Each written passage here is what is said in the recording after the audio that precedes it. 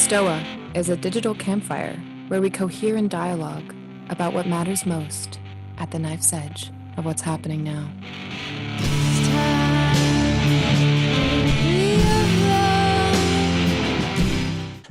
Welcome to the Stoa. I'm Peter Limber, the steward of the Stoa, and the Stoa is a place for us to cohere and dialogue about what matters most at the knife's edge of this moment. And today we have James Carse, author of Finite Infinite Game, amongst other amazing books, and John Vervaeke, who created the Awakening from the Meaning Crisis, and he's spearheading the Dialogos project that I'm sure everyone here is aware of. So these men need no further introduction. I'm sure everyone here knows them. So how today is going to work, John and James are going to have a conversation for about an hour. We're going to just like geek out and listen. And then we're going to have a 30-minute kind of Q&A at the end. So if you have any questions for John or James, put it in the chat box. Make sure you have a big Q question, because I think the chat box is going to be lit today. So that will kind of flag it for me. So that being said, I'm going to allow John to unmute himself. And James, you got to unmute yourself again. There you go. Yeah. Good. So I'm going to mute myself and then tag John in, and then you guys can go jam. All right. So I guess where I'd like to start, James, is we did have the pleasure of meeting each other at a conference, which we were talking about just before. And I would like to sort of pick up maybe from that as a common point and just quickly review where I'm coming from and where I'm coming at, and how I've come to your work, and what role I see within my work, and then maybe turn things over to you. So maybe give me like 10 minutes to sort of riff for a bit. And then, yeah, I'd love to hear it. So the work I do as the sort of science I do as a cognitive scientist is to work on a very core problem, which is a problem that needs to be solved, because I think it's at the core of cognition. I think there's a process that is at the core of our ability to categorize, to communicate, to solve problems, to perform inferences. I won't repeat those arguments. They're available at length, and you saw a version of them, that the central process is the process that I call relevance realization, which is the ability to zero in on relevant information, and you're doing that in a way that avoids either an algorithmic search of all possible information, which is combinatorial, explosive, and impossible, or just merely being arbitrary and just randomly picking. So somehow we steer between the Scylla and Charybdis of algorithmic totality and arbitrary, finitude, just a finite arbitrary partiality is a better way of putting it. And somehow we reliably zero in on relevant information, and then some of that relevant information enters our conscious experience and becomes salient to us, etc. And I think this is very central to cognition. And then the argument is that the way we sort of do relevance realization is deeply analogous to the way evolution works, in that evolution is a process by which there's variation, and then there's selection put on it, and that sort of reconfigures things from which new variation is generated, selection is put on it, and you get this sort of accordion, and then a self-organizing system revolves with change, or it evolves. And then the idea is your brain is doing exactly that. Your brain is constantly introducing variations to maintain more options for itself. It doesn't want to get locked down into having no options. So it opens up variations, but it also wants to be efficient in its use of its resources. So it's constantly doing this. And so it's constantly evolving its fittedness to the environment. And I use that analogy analogous to the biological fittedness of an organism.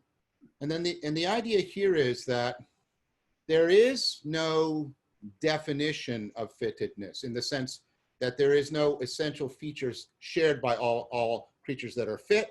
some are big, some are small, some are tall, some are short, some are hard, some are, etc. Right? The only thing that's required is that they keep the process of life going itself. And so there is no definition to bittedness. And part of the genius of Darwin is he gave up the attempt of the naturalists, in the sense of the clergymen who were going out trying to determine the definition of the perfection of things so they could know the mind of God. Instead, he gave up trying to find such an essence and instead proposed a universal process by which fittedness is constantly redefining itself and restructuring itself.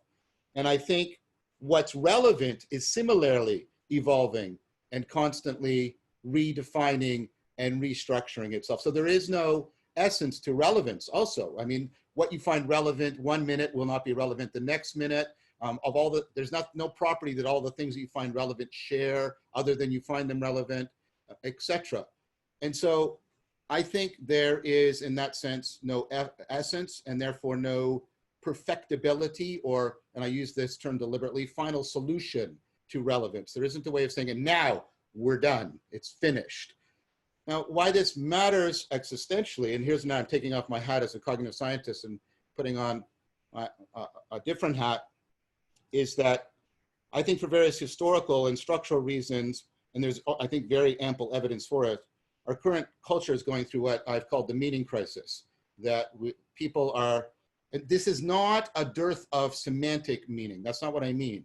I'm talking about the kind of meaning that psychologists talk about when they talk about meaning in life. Meaning in life is the sense that your life is worth living, that there is a sense of connectedness to oneself and to each other and to the world that makes the suffering worthwhile in some fashion.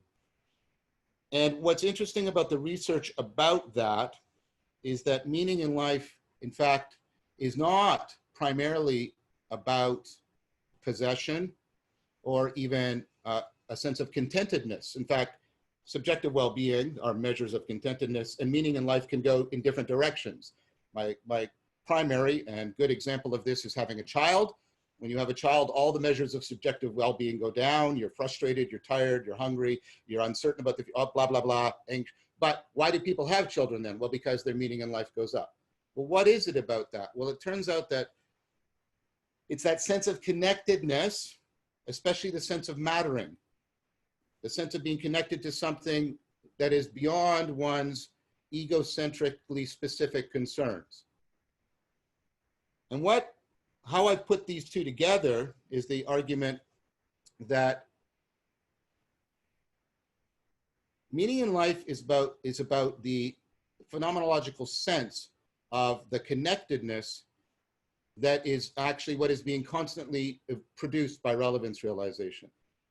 So I use the bridging term religio to cover that. Religio is this sense of being connected, and we know why we want to be connected. We want to be connected because if we aren't connected, if we aren't doing relevance realization and creating affordances, we're not any kind of cognitive agent. We're going to suffer a combinatorial explosion, or we're going to suffer the death of arbitrary chaotic cognition. And so I think that human beings have created ways of engaging in what I call serious play, which might put two of you terms in opposition, but maybe we can negotiate that. What I mean by that is play that they are willing to deeply commit themselves to, precisely because what they want to do is play with and play in that evolution of the connectedness, precisely because there is no way to finish it, finalize it, perfect it. And so I think humans have created many things whose sole purpose is to draw into awareness, to give us access and to accentuate our sense of connectedness, and to play with it so that we may enhance it. You know, poetry and music are ways of just playing with our relevance realization machinery. But I do think that what has been lost in our culture are ways in which human beings have been guided in how they play. So I'll make one final point and then I'll turn things over to you. That very process by which we're adaptively intelligent, that self-organizing dynamical coupling, is also the very same process by which human beings fall into self-deception.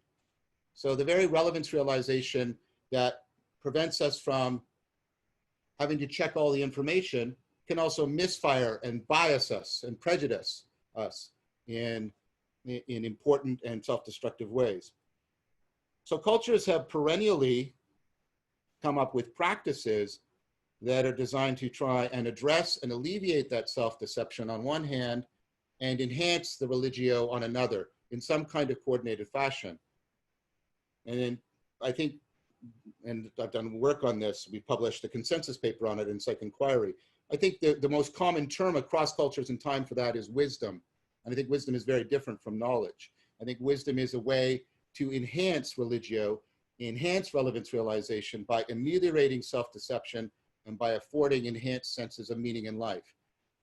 What we've lost historically is we've lost a worldview and a tradition and a set of institutions and guides and practices for the cultivation of wisdom. So I often do this with people in groups. I'll say, where do you go for information? They have a ready answer, the internet. Where do you go for knowledge? They'll still pretty much say science. And then when I say, where do you go for wisdom? And there's a deafening silence. And because of that, what's happening is people often feel very bereft about how to deal with these perennial problems that undermine religio and undermine their capacity for relevance realization and cognitive agency. And one of the dangers that has come in our society, and you'll see another connection to your work here, is that we've confused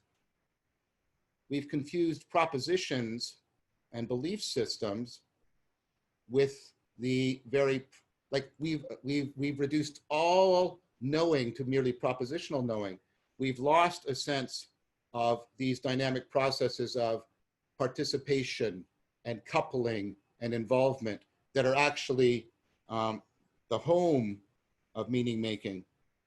And so what we've tried to do is we've tried to create ideological replacements for that. I think, and I saw something very analogous to the critique I'm now making in your book, The Religious Case Against Belief, that what we try to do is create these structures that totalize, perfect, and complete when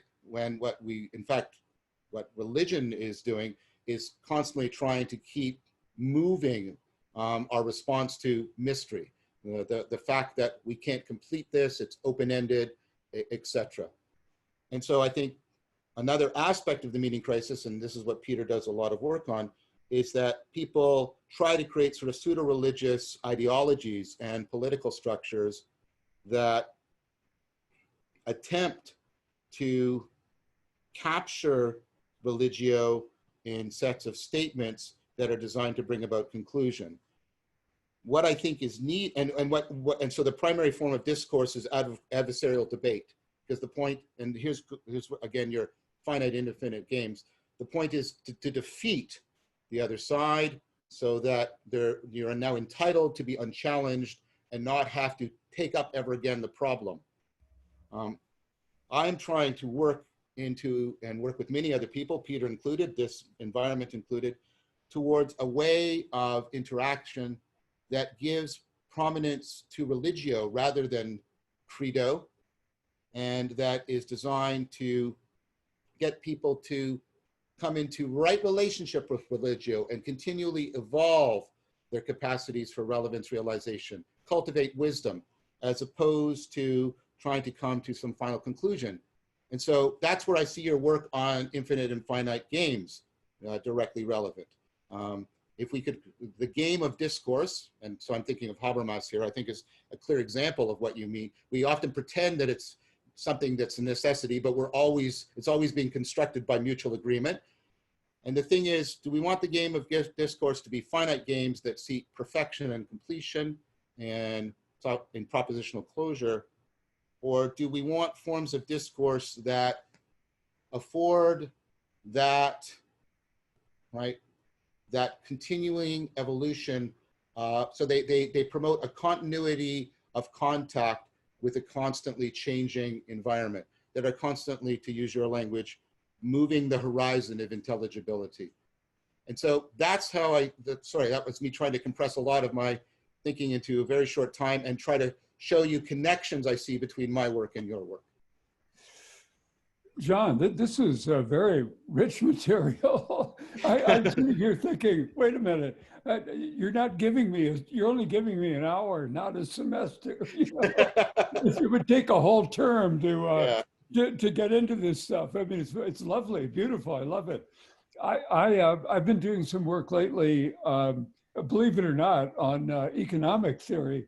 But Right. one of the things I wanted to do in that was go back and look at the intellectual roots of our thinking about the way we think about money and society and that kind of thing. And so I've been reading. I went back to Plato and Aristotle, of course, I read them thoroughly in graduate school. Some of them in Greek, even. That was Whoa. a bit of a job, but I did. Yeah. And then read them on and off over the years. But now, more recently, looking at them, any time I go back to the Greeks, I'm always surprised by finding something I didn't realize was quite there. Yeah. Now, as you're talking, I'm thinking, when you talk about engagement and discussion, you use the word discourse. I was surprised to read in a commentary that Plato invented discourse. You wouldn't think that, right? But invented the dialogue. A dialogue never occurred in human literature before Plato. And what happens in a dialogue is really interesting and very relevant to what you're talking about. Yes. He used the word dialectique, literal dialect, but it usually translated dialogue. But I'm going to use the word dialectic because it's a slightly different. It gives it a little more gravity, I think. Yep, I agree. But what happens? You make the distinction between wisdom and knowledge. In the dialogue called Theaetetus, Socrates runs into this young mathematician. Actually, he's a geometer, and someone introduces him. And then Socrates looks at the young man. He's a young guy, and he sees that he has an ugly face. He's a very ugly young man. But Socrates was hugely ugly himself, famously ugly. And so he said, I see we share something in common. He said to the young man, he starts off that way. And he said, I want to see if we share anything else in common. So let's talk. He said, what do you do? The man said, I do geometry. He said, now tell me, I don't know the difference between wisdom and knowledge, Socrates said. And the young man, he said, can you tell me what knowledge is? And he said, oh, yes, we learn this, we learn how to do that. A plumber has a certain degree of knowledge and so on. And Socrates says, no, wait a minute, you're talking about the use of knowledge. I want to know what knowledge itself is. And that becomes much more difficult and, of course, unanswerable. And then we begin to see that then he makes a really surprising. It's a great dialogue, by the way, Theaetetus. Fun to go back and read again. And he says, you probably have heard, Socrates said, that I was born by way of a midwife. Yeah. And the young man said, no, I didn't know that.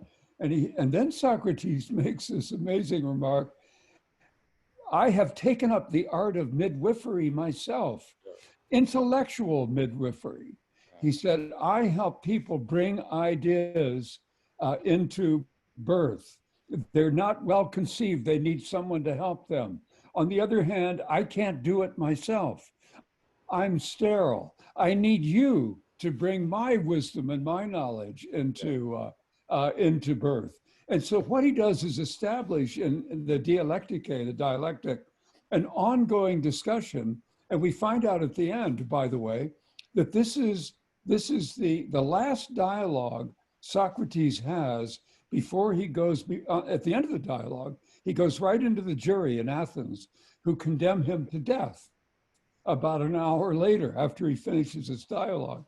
And but the dialogue never ends. That's right. And so what you're getting at is this open-ended conversation that goes on. And then I want to add something to that. I would love to. I could spend hours on this stuff. You'll have to slow me down, maybe. But Aristotle's interesting, and he's different than Socrates and Plato in a number of ways. But in one important way, he sees, like in the way you're talking about it, he sees our involvement as human beings as profoundly social. That is, we are engaged as human beings, so that our well-being is always like you used the example of the family. So you can't be happy as an individual. Aristotle's famous remark is that the purpose of life is to become happy. Eudaimonia, he called it. Actually, that's a very bad translation of eudaimonia, but happy. Yeah, I agree. It means something more like well-being, the way you talked about it. Yeah. But what the basic insight in Aristotle is that we are social beings. Our primary relationship is to those around us. And therefore, all of our knowledge, our wisdom, and so on is a communal wisdom. Knowledge is something we have with each other, not something I have myself, and wisdom as well. Of course, it's interesting that the discussion about what wisdom is really has never been answered. It still goes on, right? I mean, Plato didn't get an answer, and we don't have one either exactly. Except what you're getting at is an ongoing. Yes. Wittgenstein said that the meaning of language is not what it stands for, but what comes of it. And I want to say the meaning of a word is what comes of it. And a meaningful life is one that something comes of with others. That's my own personal view. And that I think is buried in what I tried to say in Finite and Infinite Games, that we are competitive with each other, but together we are in a deeper kind of ongoing dialectic, dialogue, community, and so on. So I'm very much taken by your thinking on this. I love the idea of that was a very good distinction, by the way, about on the one hand you've got the algorithm, on the other you've got this wide open field, and you've either got chaos or you've got stifling order, and it's somewhere you want to get somewhere up in the middle of that, balanced and so on. And that's very good. That's very, very nice thinking. I'm very grateful to have that distinction. Well, thank you, James. You've afforded me lots. So I want to respond both to your Aristotelian point and to your Socratic point. I'll respond first to the Aristotelian point. So part of that, the argument that's coming out now from what's called 4E cognitive science, the idea that cognition is inherently embodied, embedded, extended, and enacted, and the work particularly of my friend Greg Enriquez, and the work of Dan Sperber and Mercier and others, is this idea of distributed cognition, that most of our problem solving is not done as individuals. And Ed Hutchins made this, did the famous case study of this. He talked about how a ship is navigated, and you have a bunch of people, and you also have all their instruments, and no one person navigates the ship. The networking of all of the distributed cognition, right? The people and the tools, right? Is nice what actually, like that. yeah, what actually navigates the ship. And you can also think of, like, you can extend that metaphorically to the ship of state, etc. But and then the idea there is, what the research is now showing is reasoning. Let me be clear about how I want to use this term. I take rationality to be much more than the logical management of inference. I take rationality to be any systematic and reliable process or procedure for addressing the ways in which we fall into self-deception. So I think that just like argumentation can make you rational, there's important ways in which mindfulness practices can make you rational in an intentional way. So what is coming out of this is if we take that sense of rationality, that more comprehensive and more ancient sense, I would argue also, what we have increasing evidence for is that not only is most of our cognition done in distributed cognition, most of it should be done in distributed cognition, because that's where we optimally achieve sort of overcoming self-deception. It's not perfect, it can't be, that would be algorithmic, but it is much more reliably better. If I'm on my own, I'm liable to fall into confirmation bias. But if I'm talking with you as I am now, that confirmation bias is liable to be challenged, because if I'm at all empathetic in the conversation, I will take your perspective, and that will get me out of being locked in to my own perspective. Right. So I think that the fact that cognition, I often use the metaphor that long before the internet networked computers together, culture networked brains together, embodied brains, people together within distributed cognition. And so I think that's part of the reason why I think Aristotle said that, and I think part of the reason why people are seeking out these dialogical practices.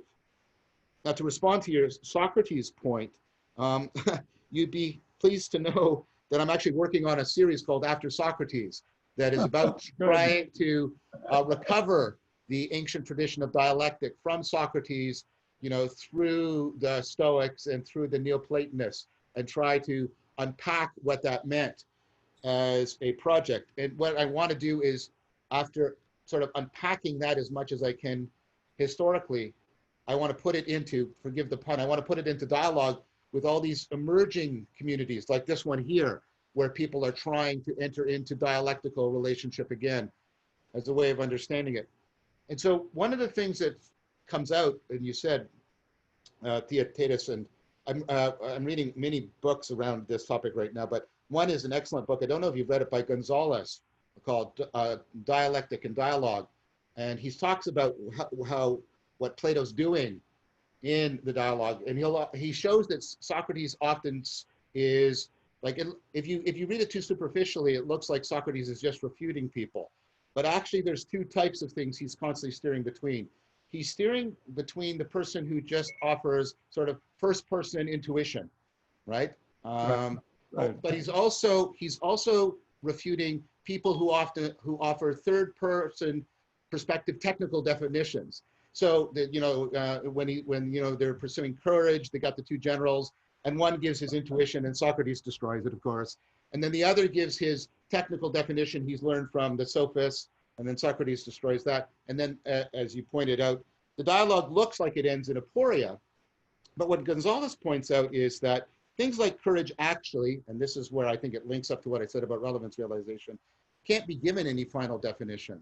A virtue is very, and this is Aristotle's point as well, right? Virtue is about steering between the algorithmic and the arbitrary in an ongoing developmental fashion. And so what Gonzalez argues is that Socrates can't demonstrate with definition the virtue, but he often exemplifies it in the actual process of the dialectic. And so Gonzalez points out something that people often miss. At the end of that dialogue, both generals are sort of pissed off, of course, because right? But they both say they want their sons to come and spend time with Socrates. Oh, yeah, right. Right? Because, right? Because courage is something in that sense you have to catch in dialectic. You can't define it, and you can't resolve it through debate.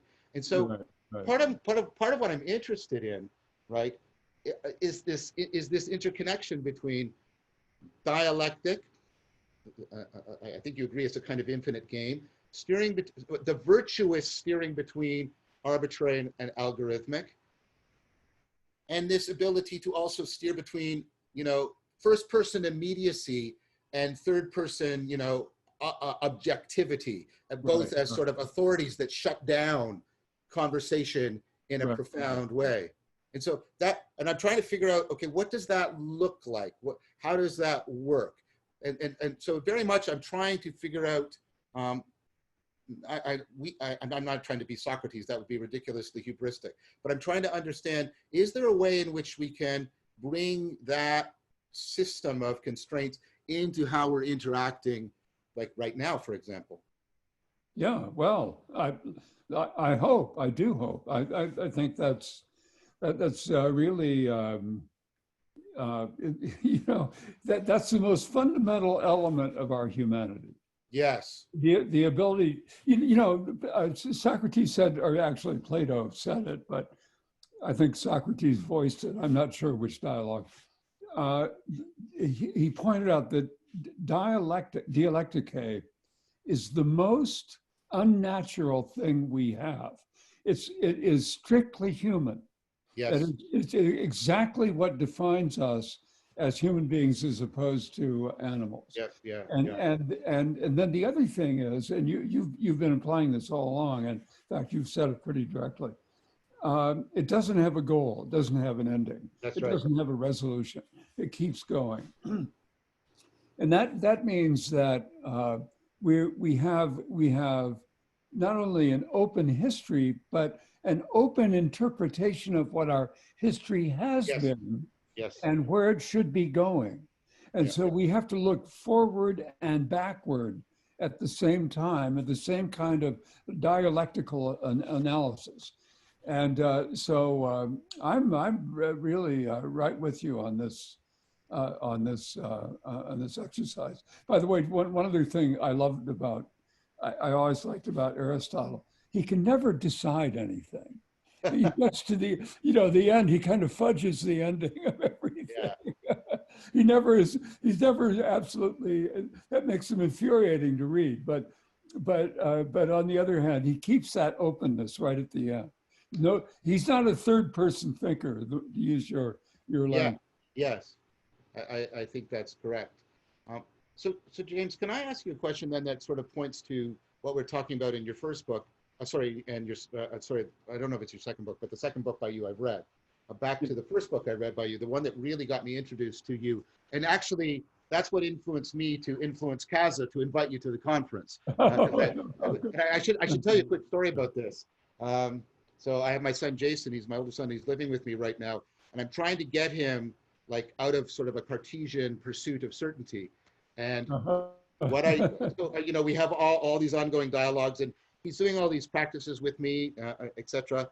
But the thing I did that really sort of loosened him up and set him in motion, and not totally pleasantly for him, it's been also disruptive, but in a really healthy way, is I gave him your book. And he came away from that, and this is what he said, and let me finish it because I think it's really high praise. He said, "This is a really great book. It's so disturbing."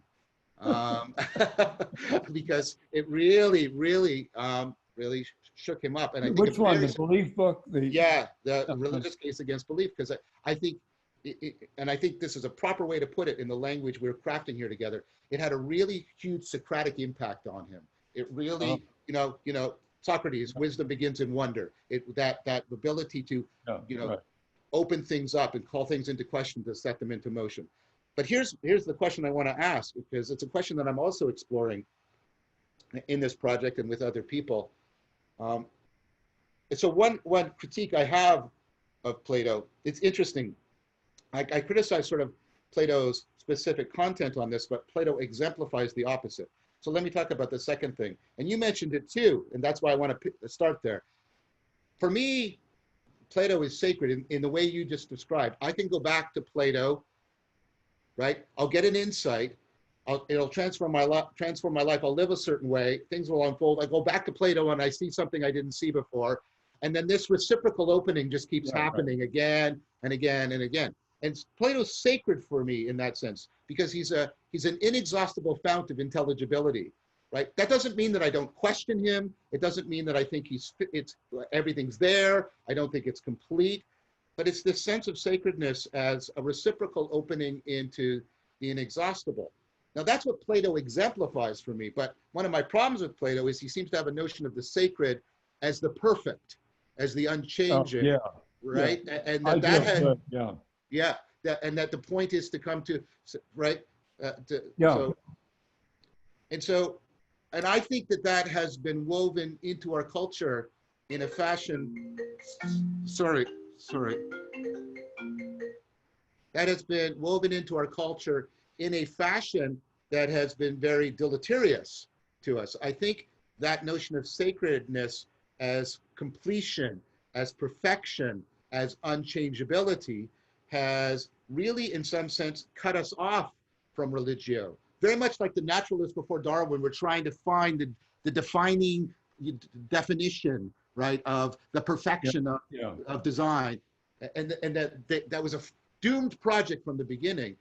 I think that Platonic notion of perfection has been sewn into our culture in a way that's been very detrimental to our experience of religio. And that part of what I see happening also in so I do a lot of participant observation. I go to these groups like Peter helps me. Sorry, I got to take. Don't worry about it. It's okay. There, hopefully that'll open it. Okay.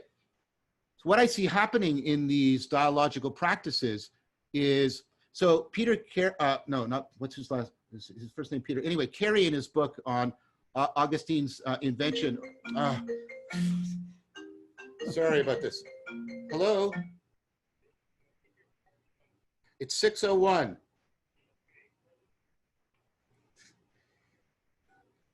Sorry, it's somebody trying to deliver something, being very persistent. I'm sitting next to my phone. I'll get a call too, probably. Well, anyway, I normally have it turned off, but that's something that's being delivered for my son, so I need to leave. And of course, it's being delivered right now. So anyways. Of course, yeah, go ahead. So I'm doing a lot of participant observation in a lot of these dialogical practices, and also reading a lot about them and talking to a lot of the inventors and practitioners and promoters.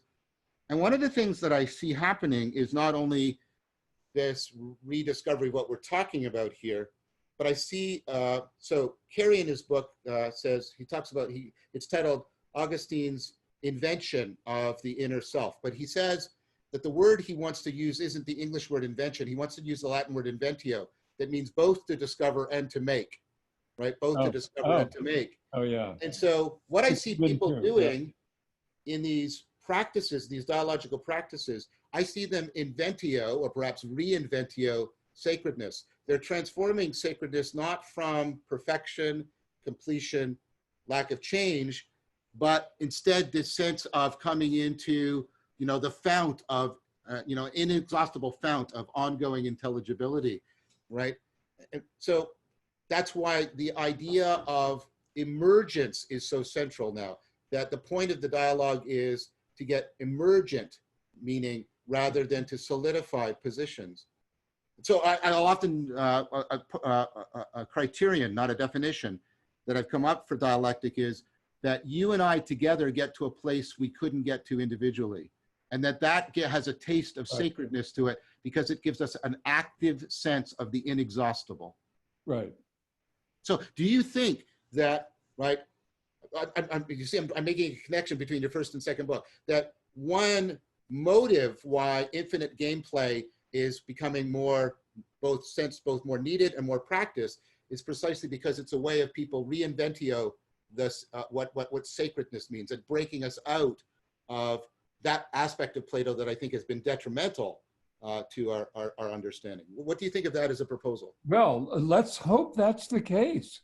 I very much agree with that. Actually, my own view of Plato is that the only way you can read Plato is to have read the Neoplatonists first. Yes! Wow, James, I totally believe that. My gosh, that's totally convergent. Yeah. That is, yeah, totally. That is, yes, yes, yes, yes.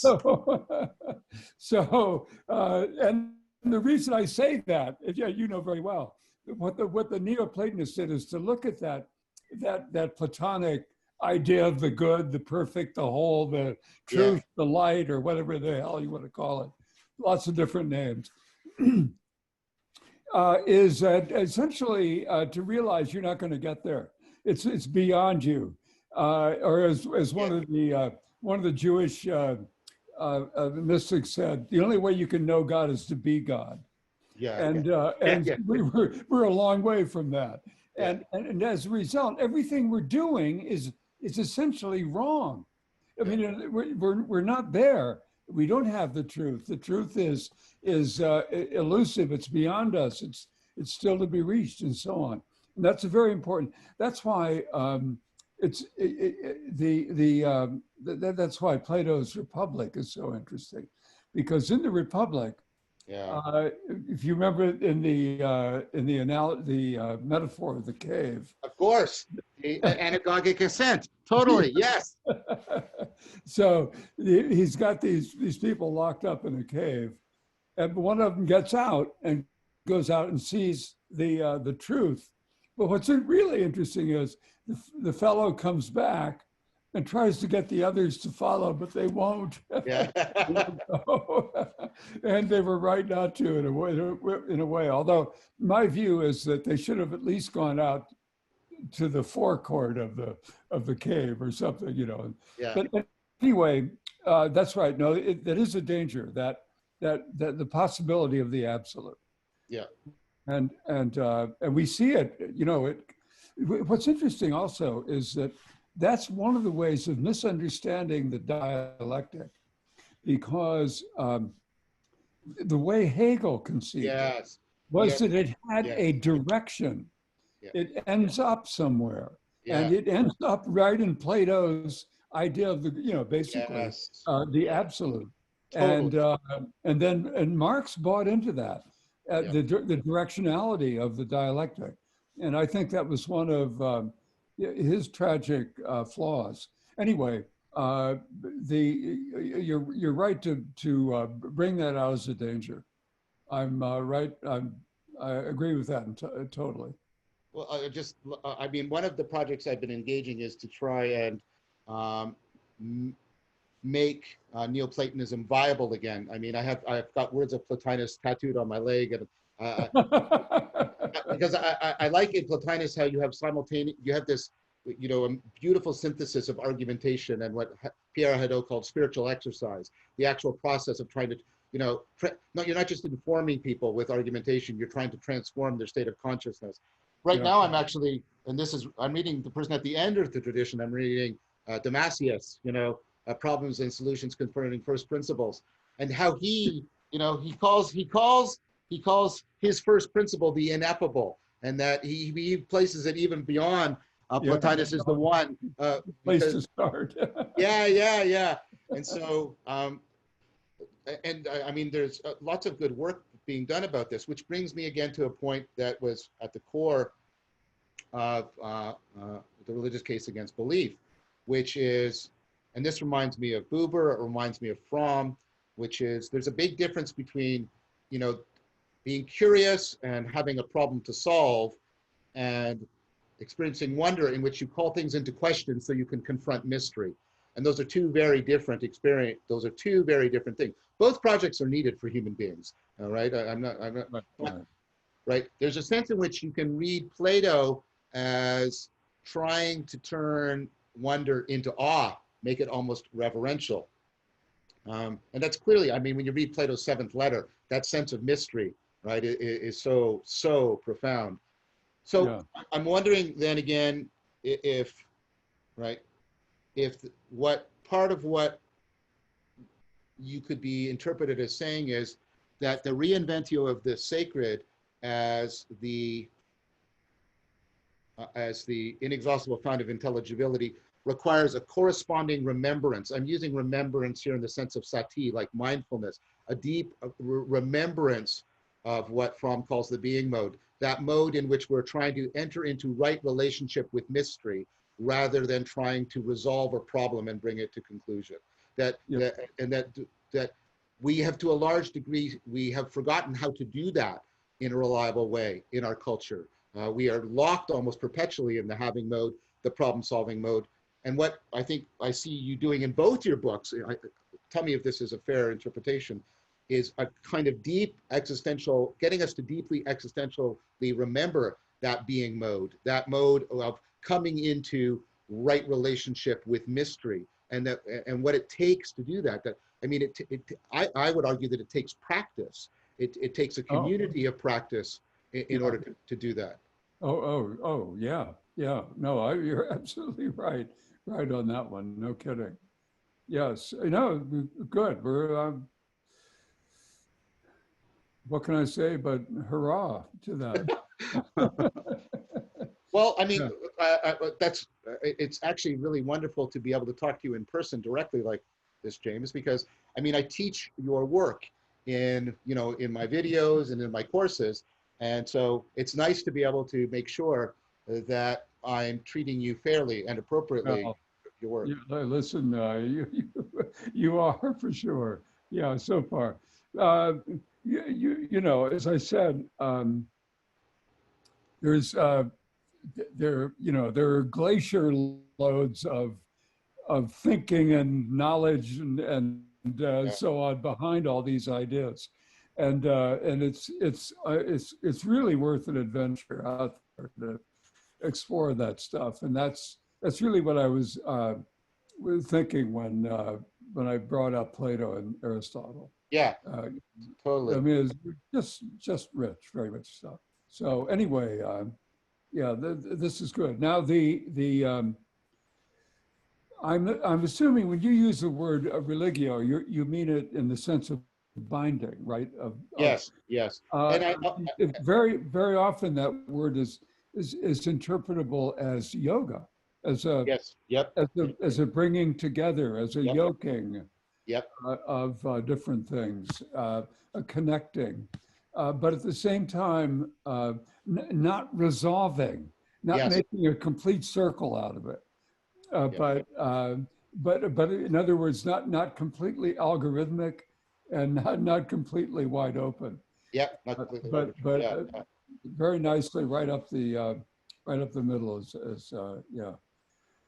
yeah, Now, another element that um, that I find missing in both Plato and Aristotle, and but is really ingredient in the idea of the dialectic, is the place of history.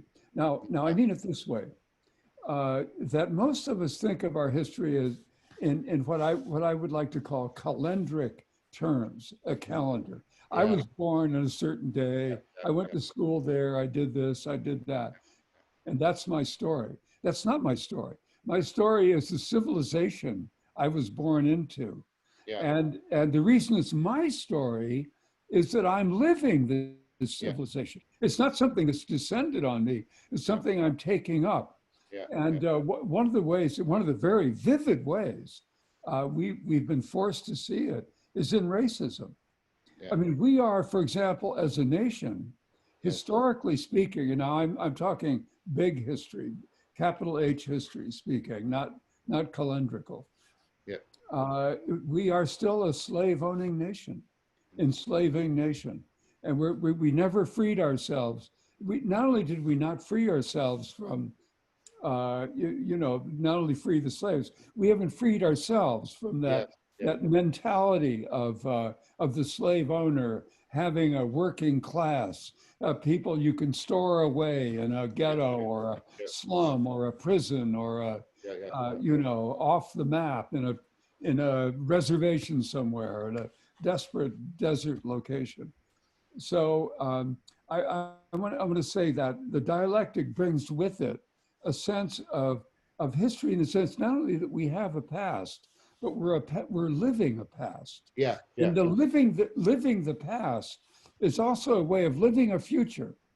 And because we're participating, we're either continuing it as it was, which is probably impossible, but we're also transforming it as we go along. yes, And it gives us, it gives the sense of meaning a much greater reach in a way. It's not just that I have a meaningful life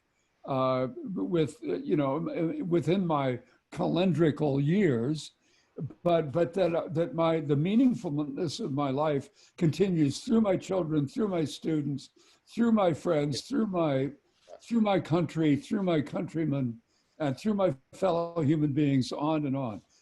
So I would just introduce that into the discussion as not as a critique or No, commentary, but as a contiguous idea. I think that point is actually consonant with the previous point. I think it was Plato's commitment to perfection and unchangeability that made him disregard. And I think, and I also have critiques of the person I'm going to introduce now, but I think history in the sense that you're talking about is very analogous to, like, in the sense that Heidegger is often talking about it. He's talking about it as, I often use this metaphor, and you can see how I'm bridging between Heidegger and Wittgenstein in this metaphor, that history is the story of our cultural cognitive grammar, and how, right, our cultural cognitive grammar, what's thinkable for us and what's doable for us, has, it has a history to it. There is a line of progression. And like you say, we may make certain political changes in the modern sense of politics, not in Aristotle's sense. We can make political changes, but that doesn't mean that we've changed the cultural grammar, the cultural cognitive grammar by which we think and behave. And so, we still think, Heidegger's notion that we treat everything as a standing reserve, and things are largely objects to be manipulated, et cetera, et cetera. And I agree. And so part of what I did in my series, Awakening from the Meaning Crisis, was try to trace out the history of that cultural cognitive grammar, and how much it is so embedded in us. And I think of your notion of veiling. It is so embedded into us that it's invisible to us because it's transparent. Like the lenses of my glasses are transparent, precisely because I'm seeing through them, and by means of them, I don't see them. And there's a difficult philosophical task of learning to do this, step back and look at it, rather than automatically, unquestionably. No, very important. Yeah. No, that's absolutely critical. Yeah, I think, one of the things I argue in the book I've finished and still kind of fiddling with, is that the first challenge of a teacher is to get his or her students to know what they know. Yeah. And they know a lot more than they think they do. And what I've tried in this book, the reason I went back to Plato and Aristotle, is that we see the tracks of their thinking all over our brains. Yes, yeah. They thought, we see them all through our head. If they thought this stuff up, and we're still thinking it. Yes. So the point is, we're thinking the language of the dead. We've been given this language. We didn't make it up. This language has been around for a hell of a long time, and this way of thinking, and these ideas, these concepts, even the grammar we speak, and so on. It's very, very important to take those glasses off and look at it. Look at what's going on in your head. You don't realize it, and then Plato has this interesting thing you probably know, his theory of enemesis, which is the collective knowledge. That is, there's a knowledge we all have. We just have to be reminded of it in a sense. And I that's, no one really buys into that completely. But on the other hand, what he's getting at, I think, is that there's a kind of fundament of knowledge in us that comes through our culture, and we don't see. We see through it. We see with it, and rather than see it. And so one of the great jobs of a teacher, and I think as a writer too, is to get that it out there so you look at it. Yeah, exactly. And see what you're doing. Yeah. Anyway. So there's a couple of thinkers that converged on a way of talking about that, Apter and Metzinger and others. They call it a transparency opacity shift, the ability to go from something being transparent to being opaque. And then you also need to do the other. You need to sometimes stop looking at certain things and remember how to look through them again. Right. And so, I sometimes extend the analogy. I say, I step back and I look and see if it's distorting, and I do this, right, to sort of transform my lenses. But how do I know that I've actually cleaned them? well, I have to put them back on and look through them and see if I can see differently again, right? And so you have to constantly go back and forth between the two. There's no final cleaning. That's right. We're filthy to the end, you know. We're all fake in a way. Yes. So, but there are different qualities of fakery after all. Anyway, I'm glad you brought that up. Very nice point. Well, so I don't know when Peter wants to. Well, Peter, if you want, you can open it. Yeah. I mean, So we've been going on here for an hour. So perfect I have timing. to say though, the time flew by, James. It just flew by. It did, didn't it? Yeah. Great. Yeah.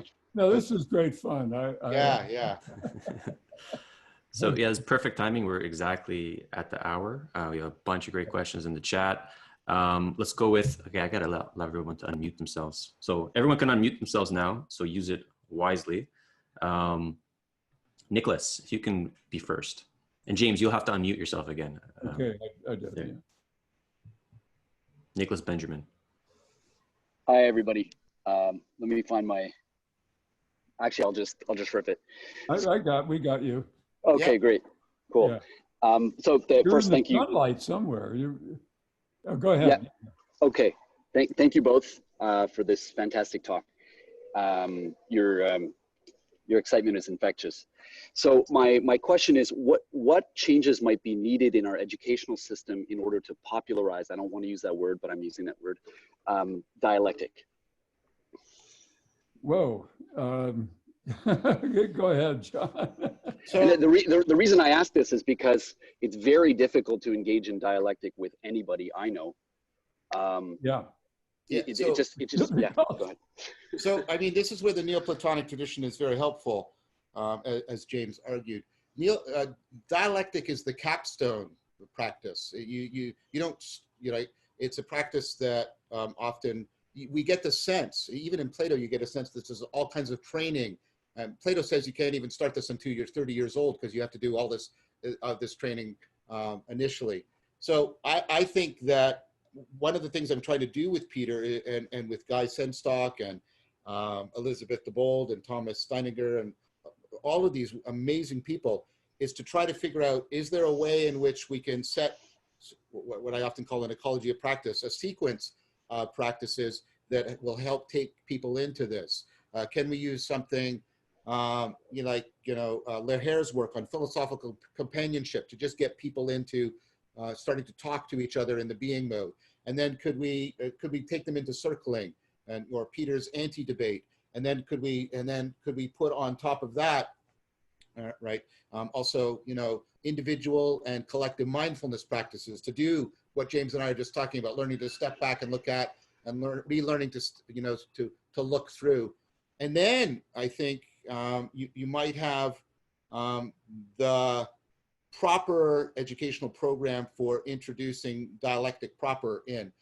And so, in fact, the Neoplatonists even had a sequence by which you read the dialogues that was supposed to take you through this sort of progression into something like dialectic proper. I would also point out the work of my Elisa, I'm on a stereo right now, on a stereo podcast. I'll call you tomorrow, 7 o'clock. So I would want to point to, so now we both got to do it, James, that's great. Yeah, that's right. I point to the work of my friend and colleague, Zach Stein, who talks about, education in a time between two worlds. So I think he's very much, and I've had dialogos with Zach on several occasions, thanks to Andrew Sweeney. And I think he's very much in concert with what James and I are talking about and trying to reconfigure education and make it more in the service of the normativity of culture and less in the service of the normativity of the market, and to try and build in this kind of progressive program where you lead people into this capacity by building up a scaffolding of skills that enable it and make it possible. You got it, John. That's actually the angle that I'm coming from, is Zach Stein's book, Education in Time Between Worlds. There you go. Well, there you go. Yeah. So that's not a coincidence, I think. But I'm interested to hear what James has to say. Well, opens the door to one of my big critiques of the university, which is that it's become dominated by money, Yeah, yeah. by huge amounts of money. And what's happened, this sounds very dramatic, but because we don't have much time, I'm going to make it sound extreme. That is, essentially what's been happening is as wealthy donors and corporations and major industries contribute to the university, to a higher education, and to the learned institutes, what we have is people who are being paid. Actually, what they're doing is buying knowledge. And what's happening in the they determine what kind of research is being done, what's going to be studied, and what's going to be known. Now that's extremely limiting. And then on the other hand, the faculty, and I'm really quite critical of my colleagues. They're also a bit too much for sale. They're willing to sell their own careers for for chairs and for extra funds and so on, for high salaries, and that's a great tragedy. And I'm rethinking a whole lot about the way the university could be restructured, and I'm questioning a number of things. I'm questioning, for example, just the phenomenon of the semester. Why would education be just 8 semesters long? A college education. It should last a lifetime. It should start back in childhood and continue all the way to the end. And I'm worried about the tuition problem, where essentially what you do when you pay tuition is buy knowledge. You're paying someone to teach you, and the more money you have, the more they'll be able to teach you. And that's a profound unfairness. And then the third thing is admissions to colleges. It's become so, how shall I say it, so selective. What we're really doing now is creating a kind of intellectual elite that basically gives a damn about the dialectic. They don't care at all about it. They're not dialectical thinkers. And they're actually, what they're really learning is not dialogue. They're learning artisanship, how to build a corporation, how to raise money, how to invest, and so on. And those are really very, I think, very destructive of the university of higher education altogether. Which in fact, the university, in my view, is the West's greatest achievement, to create the university. And now we're watching it fall apart under the impact of corporate interests, basically. That's simplistic, but it's on the way to. I mean, I have a much broader critique, but that's basically the core of it. So James, I don't know if you read him. I met him at another conference, and we hit it off and had quite a bit of discussion and exchange. Nicholas Maxwell's book, From Knowledge to Wisdom, which is a critique about the university along those lines that you've just made. And it's quite a good book. No, thank you. I haven't read it. I'll look it up for sure. Yeah, great. All right.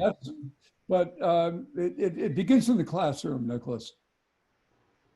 Thank you both. Guy, you're up next.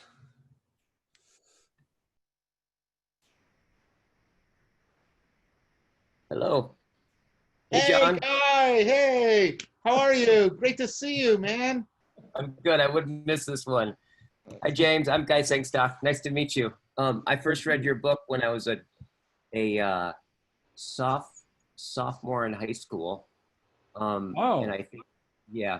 Oh, yeah. I think it opened me in ways that I'm realizing in this moment how deeply of an influence it's had on me. Well. So I really appreciate what you're up to, and how much you're embodying what you're saying.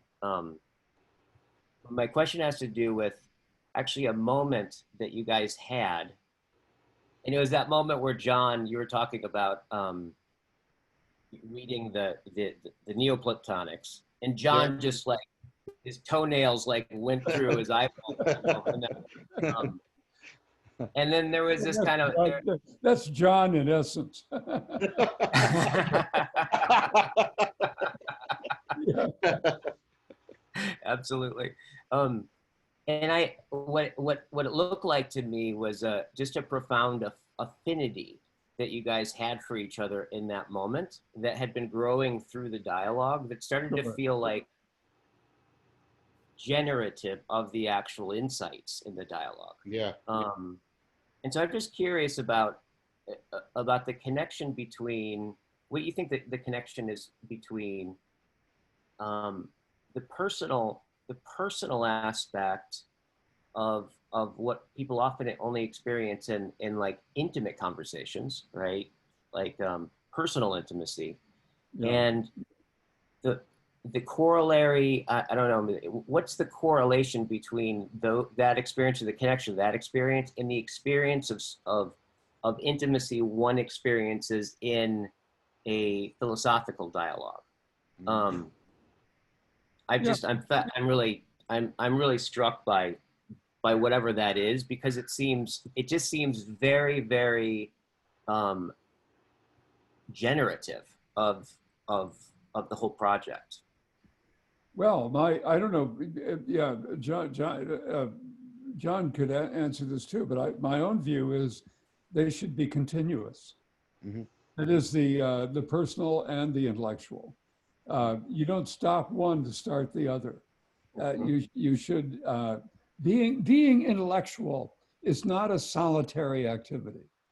It's a participatory activity, and that's why there's a kind of sociality. There's a companionship that goes with genuine intellectuality. It's not being right or wrong. It's about finding ways of continuing the conversation, and that always involves deeply personal elements. So I would agree with that, especially the continuity hypothesis and the invocation of sort of participatory knowing, which is something some of you know, and Guy, you know, I talk about at length. And I think that affinity, I think there's a way in which these are all interpenetrating and interaffording each other. I think my participatory knowing of myself and my participatory knowing of others are not separable things. I think, and this is part of what Christopher Moore actually argues in his book on Socrates, the Socratic self-knowledge. Socrates claimed that only by examining others did he actually properly examine himself. And the unexamined life is not worth living, as he famously said at his apology. So I think my participatory knowing of myself and my participatory knowing of the other person, my community, those are bound together. But I think they're also bound together with the third, which is we equally participate in distributed cognition.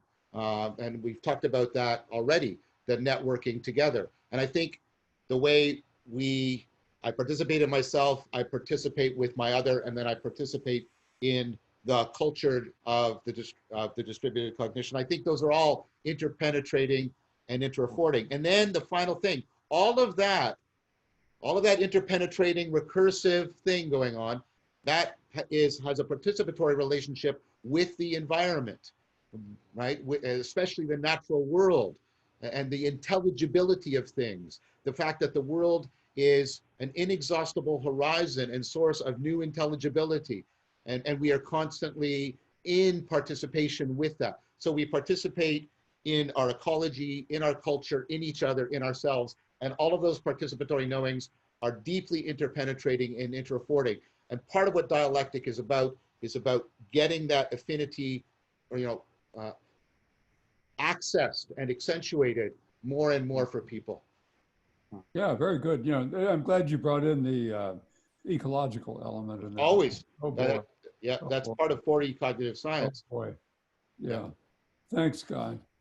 So I mean, there's much more about this, and you and I have continual dialogos about it. But that's at least the seed of my answer to that. really profound question. Oh, great. Oh. David Collins, you're up next. Hi. First, just thanks. This is a joy, and want to push somewhat unfairly to hear more about potential downsides in relevance realization. John, is there a potential for leaving things out, to go for relevance to salient, what we just focus on? And somewhat analogously, James, with a kind of future-oriented vector or a growth vector in infinite games, is there any risk of forgetting where we start from? I'm reminded playfully in the Timaeus, much of learning is about recovering what we already know or where we started from. Thank you. So I guess you mentioned me first, so I'll answer first on this one. Yeah, I mean, in fact, that's always the case. It's always the case that we're leaving something out. That's what I mean about and that's why we have the experience of insight. Insight is the experience of that our relevance realization framing has realized that something has been left out and that it has to restructure itself and it self-organizes. So insight is a powerful developmental engine of the evolution of our relevance realization. That's why I study insight so extensively as a cognitive scientist. So I think that's exactly right.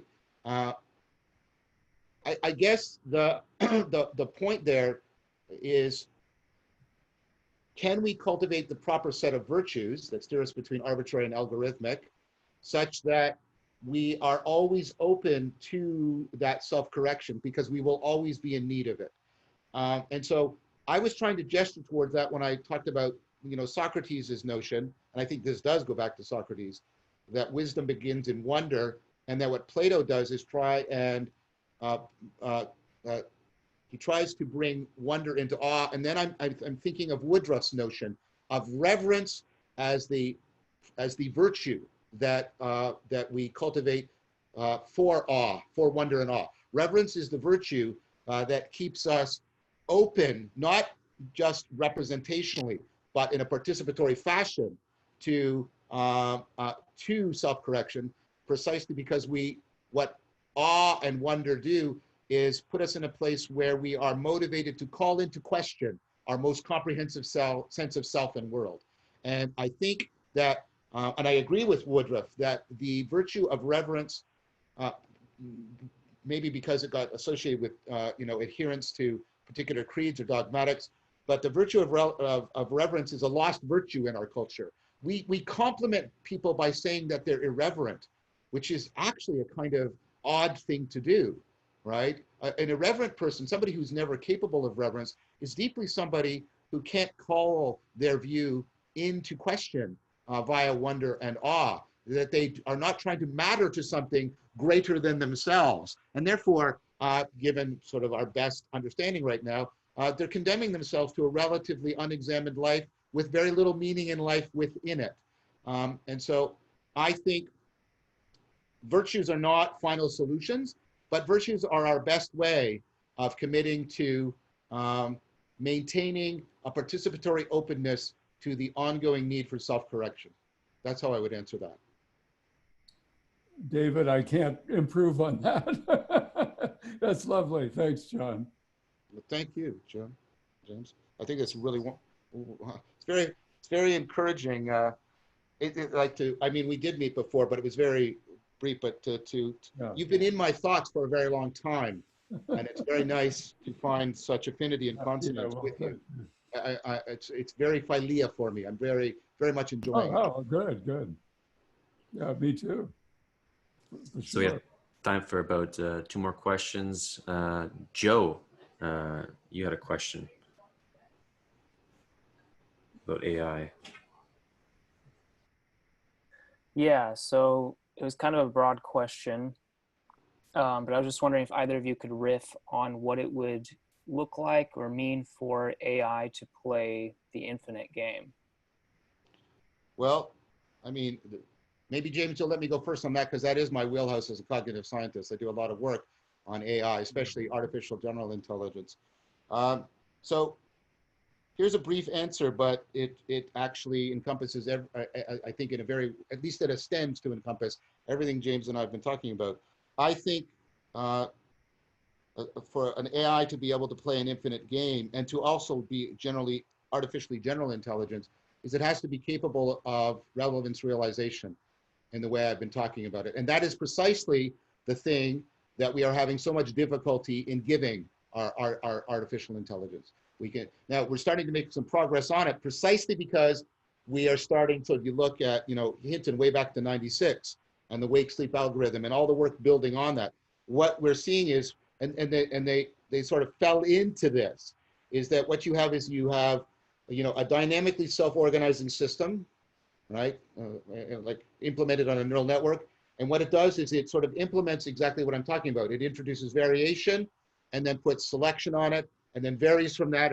And so it's constantly evolving its fittedness. Now, I'm not saying the wake sleep algorithm is the answer, but the reason why deep learning is precisely so successful, and we've had this amazing burst of work in AI, is precisely because I think they are now turning to, and this was Dreyfus's critique way back when on what computers can't do, they're turning to the problem of relevance and they're making it central, and they're seeing that a dynamical evolution of sort of ongoing constraint on the problem space is exactly what's needed to make something general intelligent. And I think if we give it that ability, then we will have AI that can play infinite games as opposed to just finite games. Yeah, I more or less agree. I'm a kind of holdout on AI. I'm not, in the first place, I'm not that familiar with the literature, but I have such a respect for how shall I say this, the kind of I'm looking for a word, the kind of fungibility of language. Mm-hmm. that it so easily falls apart and evolves and changes, and the edges get mushy and so on. And this happens in a social context that probably will never be predictable in any way. So that even though it's extremely useful and can do extraordinary things. I mean, I've seen it do amazing stuff. I'm holding out on its absolute relevance in the end. Mm-hmm. I could be convinced, but I'm still. I would say that I think maybe this will. I don't think it'll completely close the gap between us, but I've argued that the project of just trying to create artificial intelligence is a misplaced project, because the degree, and this is already happening, the degree to which we make these things capable of a self-organized, evolving fittedness is the degree to which, like us, they become subject to self-deceptive behavior. And so we also need artificial, to give them artificial rationality. That's sort of going up, but also going down. So 4E cognitive science says that, you only have the kind of mind you have because you have the kind of body you have, the living body you have. This is an Aristotelian argument, which has now come back into prominence. And so I think that artificial intelligence has to have conjoined with it both artificial rationality as the ability to deal with self-deception, and artificial life. The thing, the machine, well, it won't be a machine anymore in some senses. The machine has to be like what we are. Things have to matter to it precisely because it has to take care of itself. It constantly has to be making itself the way we are, the way living things are. And I mean, Reed Montague says, the difference between us and computers is they don't care about the information they're processing, and we do. And I would argue that we care about it precisely because we're always, every moment to moment, taking care of ourselves and each other. And I think if we don't give that as a fundamental constitutive structure of these machines, that they will never approach our kind of cognitive agency. Amen. Yeah. All right, so we'll sneak in this last question from Michael about lifelong learning. If you can unmute yourself, Mike. Yes, hello. My question was, what is the next step of lifelong learning if we can't turn to universities in their current form? I know you've been talking to Thomas Björkman and here in Sweden, and I'm a big fan of you both and a friend of Thomas here. What is like the wisdom gym you're doing here at the Stoa is one part of it, but how do we scale that up? What is the conversation in your parts, James and John, on lifelong learning? How do we actually go to a society that can transcend the current system in learning? Like, are we going to talk for 10 more years, or are there any projects or experiments going on right now? It's a tough question. I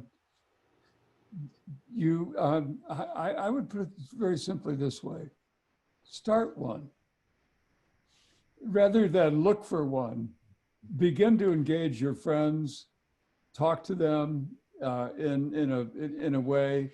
Bring the dialectic into your social and personal in personal life. And you know what? I think if you did, and you probably do anyway, I can tell from the way you frame your question. If you did, you'd find there are all kinds of compatible social, compatible human beings around you, I just think it needs to be sort of consciously pursued by individuals. I wish I had a better solution for it, but you know, it's actually the reason I went in. I became a teacher.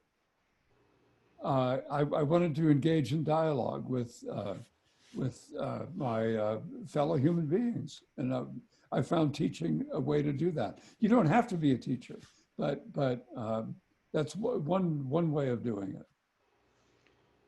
So I agree with James. Oh, sorry, James, go ahead. No, go ahead. No. Oh, I agree with James, and I've actually been trying to do that. As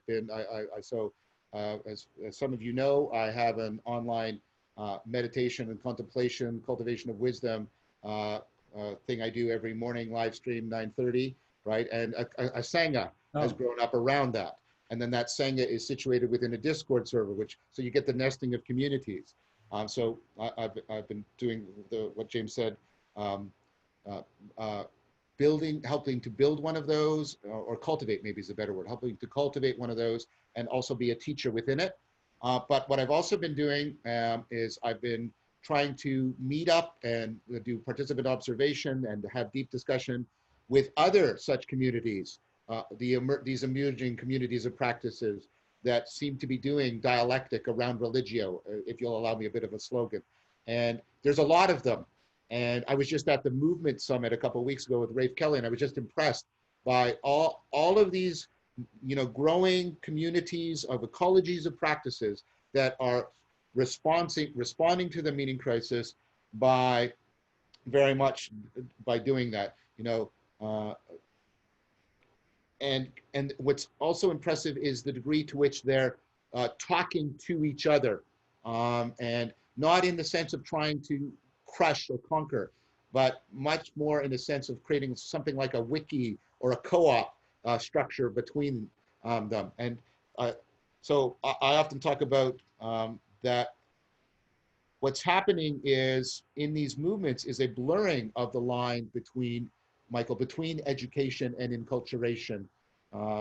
And I used to be quite pessimistic. This is why I ended up doing something like Awakening from the Meaning Crisis, because I saw a lot of the cultural machinery as frustrating and crushing people's projects of trying to enhance meaning in life and cultivate wisdom. But I'm more optimistic. I think there's, that's why I did that slogan a few weeks ago in the Stoa with Akira the Dawn about, stealing the culture, in the sense of not trying to create some sort of political revolution, but do something like what happened in the Axo Revolution, or the rise of Christianity within the Roman Empire, or James's model of the Renaissance in infinite games, right? It's not political, at least in the post-Aristotelian sense.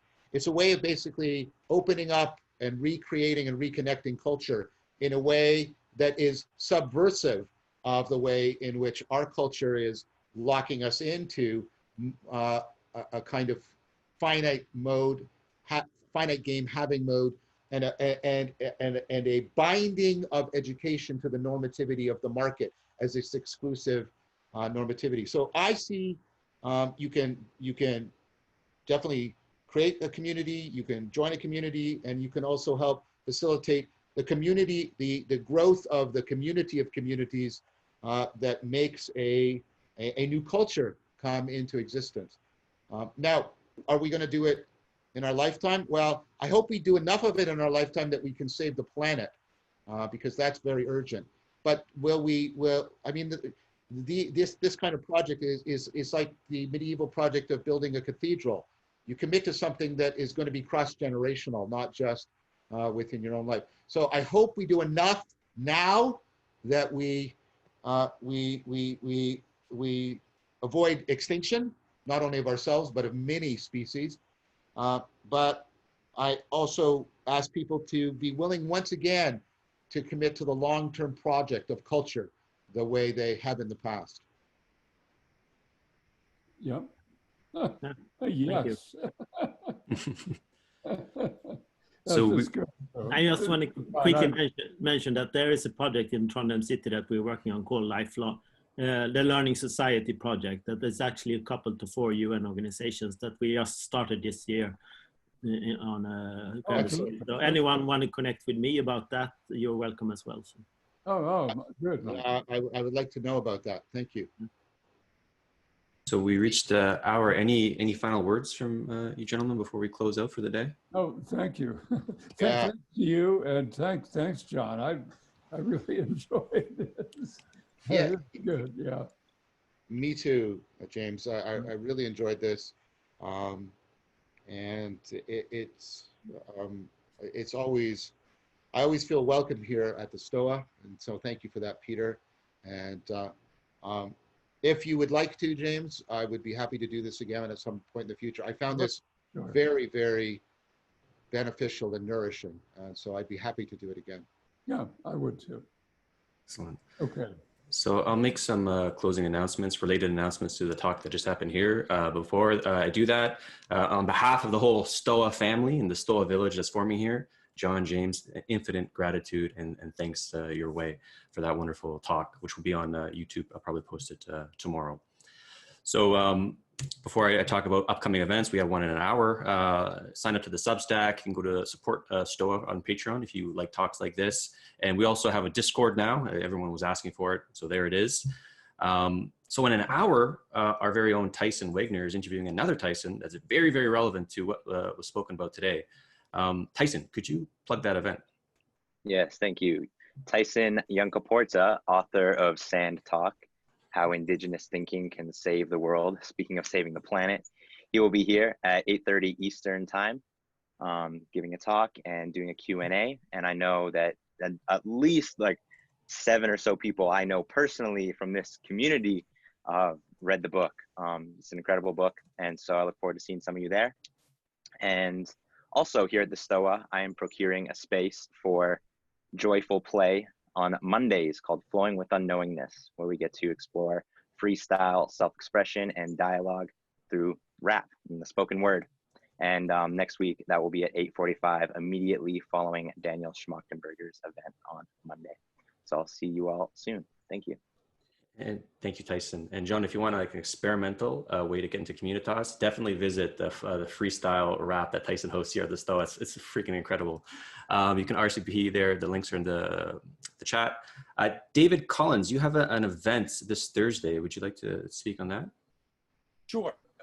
Looking forward to it, especially after tonight.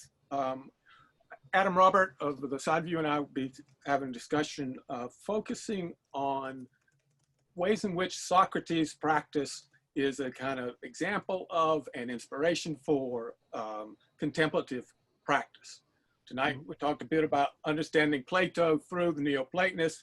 I come through the Zen tradition and the Western apophatics, the cloud of unknowing, in order to understand the Neoplatonists, in order to understand Plato, and Socrates kind of got it started with his claim not to know and invitation to have us examine what means most to us.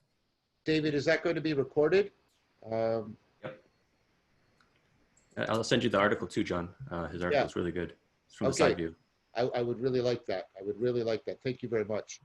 And the last event, it's tomorrow that I'll plug. It's at 6:30 p.m. As John mentioned, the sort of authentic dialogue, we space type movement. Donna Rodriguez, who's the kind of the resident Stoa we space practitioner, she's having a session called Intersubjective Partner Meditation. That's at 6:30 p.m. Eastern Time. I think you'd really like this one, John. It's a different sort of modality that I don't think you've experimented with yet, but Donna's really knows what she's doing. So that could be found right here. So yeah, there's so many freaking events at the Stoa. I can list them all, but check out the website. And yeah, thank you so much for everyone coming up today.